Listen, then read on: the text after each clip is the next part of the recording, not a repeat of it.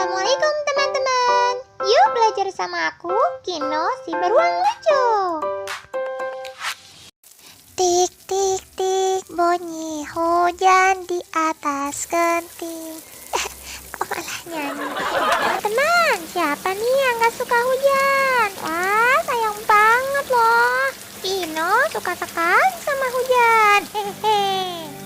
Teman-teman masih ingat gak? Di pertemuan sebelumnya kita sudah belajar tentang perubahan wujud benda.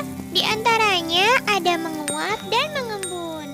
Menguap adalah perubahan wujud dari benda cair menjadi benda gas.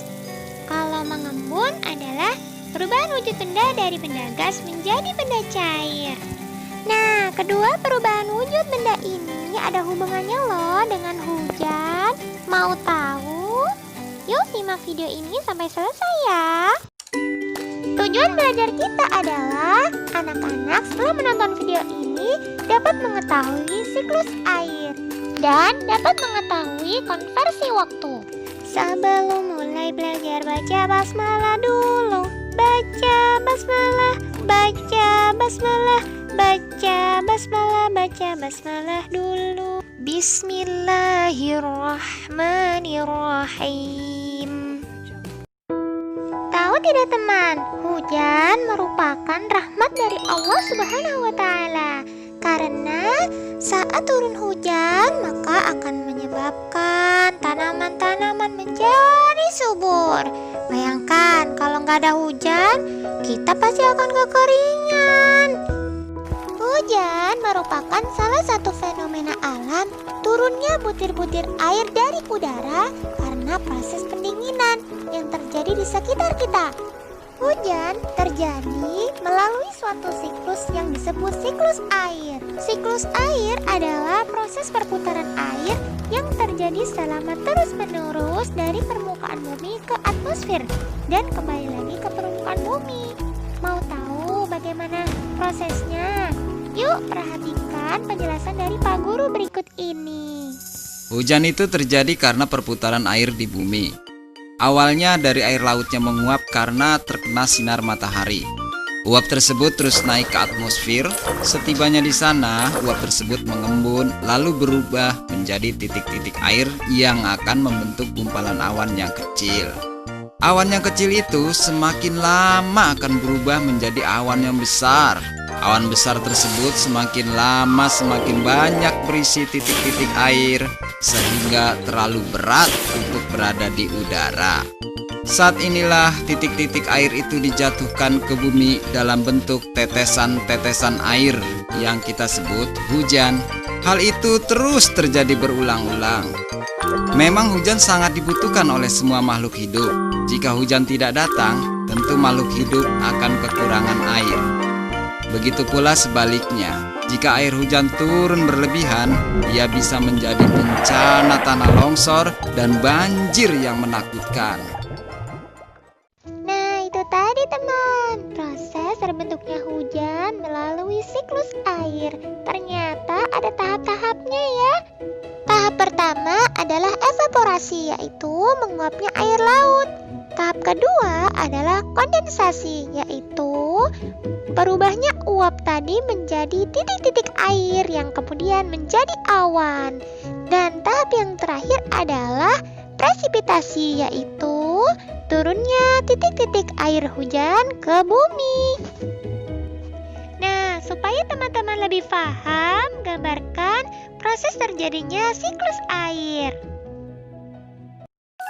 Nah teman-teman, kita tahu ya bahwa kalau sudah musim penghujan, hujan turun sangat lebat dan bahkan sangat lama. Ada yang sampai 1 jam, setengah jam, 2 jam ya. Tapi teman-teman tahu nggak, setengah jam itu berapa menit ya? Untuk mengetahuinya, kita harus mengubah satuan waktu jam menjadi satuan waktu menit. Yuk kita nyanyikan dulu lagu berikut ini bersama Ibu Guru. Satuan waktu. 1 minggu 7 hari. 1 hari 24 jam. 1 jam 60 menit. 1 menit 60 detik. 1 minggu 7 hari. 1 hari 24 jam. 1 jam 60 menit. 1 menit 60 detik. Nah, anak-anak, untuk mengubah satuan waktu, kita harus ingat 1 jam sama dengan 60 menit dan 1 menit sama dengan 60 detik. Perhatikan contoh berikut ini ya. 2 jam berapa menit ya? Nah, kita ingat tadi bahwa 1 jam adalah 60 menit. Maka, kalau 2 jam, tinggal dikalikan saja.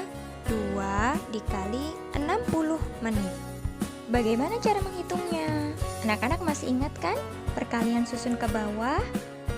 Nah, kita tulis 60 dikali 2 dengan cara susun ke bawah. Kita kalikan dari yang belakang terlebih dahulu. 2 dikali 0 hasilnya 0. 2 dikali 6 hasilnya 12. Jadi 60 dikali 2 hasilnya 120. Jadi 2 jam sama dengan 120 menit.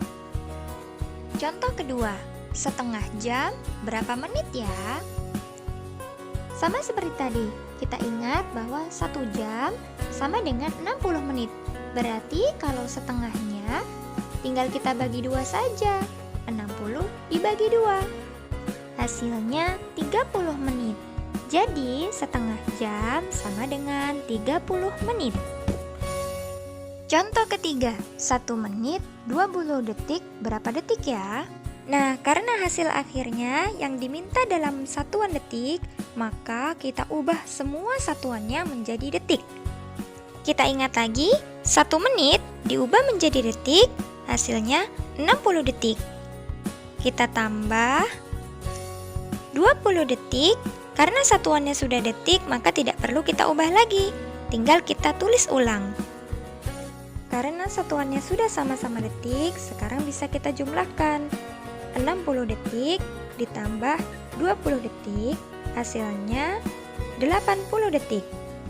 Jadi, 1 menit 20 detik sama dengan 80 detik.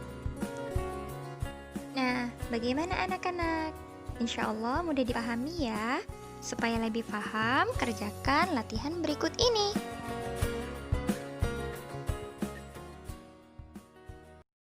Alhamdulillah ya teman, hari ini kita sudah belajar banyak tentang hujan dan mengubah satuan waktu. Allah menurunkan hujan untuk membantu kehidupan manusia dan seluruh makhluk yang ada di bumi ini.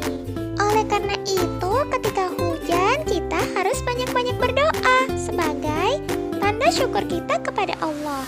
Doanya, Allahumma shayyiban nafi'an.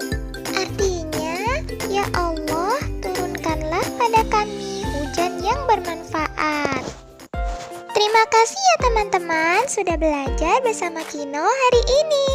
Semoga bermanfaat ya. Assalamualaikum.